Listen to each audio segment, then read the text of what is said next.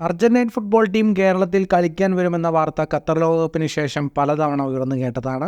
കായിക മന്ത്രി വി അബ്ദുറഹിമാൻ ഇതിനായി ശ്രമങ്ങൾ നടത്തിയ വാർത്തകളും പുറത്തു വന്നിരുന്നു. ഇപ്പോഴിതാ അർജന്റീൻ ദേശീയ ടീം കേരളത്തിൽ കളിക്കുമെന്ന് ഔദ്യോഗികമായി പ്രഖ്യാപിച്ചിരിക്കുകയാണ് മന്ത്രി വി അബ്ദുറഹിമാൻ. 2025 ഒക്ടോബറിൽ കേരളത്തിൽ 2 മത്സരങ്ങളിൽ കളിക്കാൻ അർജന്റീന സന്നദ്ധത അറിയിച്ചുവെന്നാണ് കായിക മന്ത്രി ഫേസ്ബുക്ക് പോസ്റ്റിലൂടെ അറിയിച്ചത്.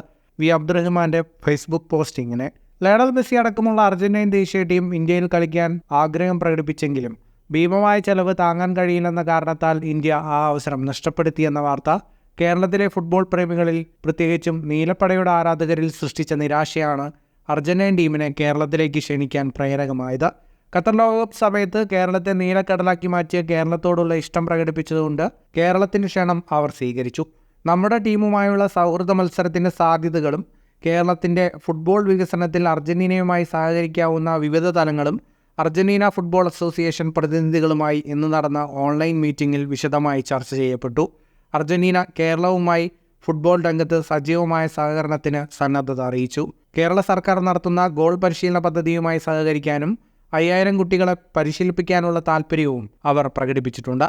അർജന്റീന ദേശീയ ടീം കേരളത്തിൽ 2 സൗഹൃദ മത്സരം കളിക്കും. നേരത്തെ 2024 ജൂണിൽ കളിക്കാൻ എത്തുമെന്നാണ് അറിയിച്ചത്. എന്നാൽ ആ സമയം മൺസൂൺ സീസണായതിനാൽ പ്രയാസം അറിയിച്ചു. തുടർന്ന് 2025 ഒക്ടോബറിൽ കളിക്കാൻ സന്നദ്ധത അർജന്റീന അറിയിച്ചു. ഏറെ ശ്രമകരമായ ഒന്നാകും ഈ സൗഹൃദ മത്സരത്തിൻ്റെ സംഘാടനമെങ്കിലും കേരളത്തിലെ ഫുട്ബോൾ പ്രേമികൾക്ക് നൽകാവുന്ന വലിയ സമ്മാനവും ഒപ്പം നമ്മുടെ കായിക താരങ്ങൾക്കുള്ള വലിയ പ്രചോദനവുമാകും അർജന്റീന ദേശീയ ടീമിൻ്റെ കേരളത്തിലേക്കുള്ള വരവ് എന്ന വിശ്വാസവും തിരിച്ചറിവും ഈ വാർത്ത വന്നപ്പോൾ മുതൽ നമ്മുടെ ആളുകൾ പ്രകടിപ്പിക്കുന്ന ആവേശവും മുന്നോട്ട് പോകുവാൻ പ്രേരിപ്പിക്കുന്ന ഒന്നാണ്. അർജന്റീൻ ദേശീയ ടീമിൻ്റെ international relations head Pablo Diaz, സംസ്ഥാന കായിക വകുപ്പ് secretary Pranab Jyothinath IAS, KFA president Navas Meenan അടക്കമുള്ള പ്രതിനിധികൾ ചർച്ചയിൽ പങ്കെടുത്തു. ഫുട്ബോൾ ലോകത്തെ കൂടുതൽ വാർത്തകൾക്കും വിശേഷങ്ങൾക്കുമായി സ്പോർട്സ് കഫേ ഇപ്പോൾ തന്നെ സബ്സ്ക്രൈബ് ചെയ്യുക.